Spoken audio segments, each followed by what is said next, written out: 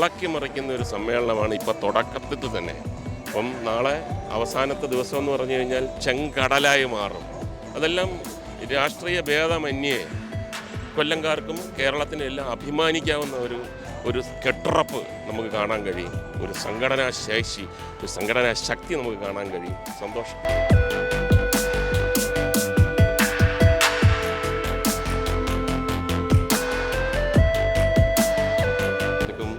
രണ്ടു ദിവസം കൊല്ലത്തു നിന്ന് മാറി ഇന്നിപ്പം കൊല്ലംകാർക്ക് സഹിക്കുന്നില്ല. കൊല്ലംകാർക്ക് എത്ര കണ്ട് പ്രിയപ്പെട്ടതാണ്, അതാണ് കാര്യം. ജോലി സംബന്ധമായിട്ട് ഞാൻ പറഞ്ഞിട്ടാണ് പോയത്. 2 ദിവസം ഞാൻ കാണത്തില്ല, നേരത്തെ കൊടുത്തതാണ്.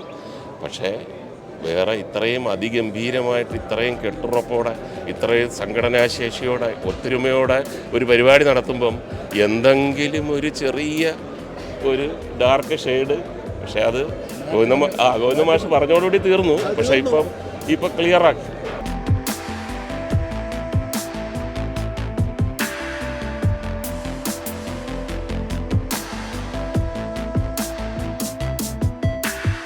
ഏപ്രിൽ മാസത്തിലെ എല്ലാ ഡേറ്റും ഞാൻ എവിടെയൊക്കെയാണെന്നുള്ളതും പറഞ്ഞു. 22-ാം തീയതി മുതൽ നമ്മുടെ അല്ല 22-ാം തീയതി ഏപ്രിൽ 22-ാം തീയതി മുതൽ MLA-മാരുടെ ടൂർ പോകുന്നുണ്ട്. അതും പറഞ്ഞു.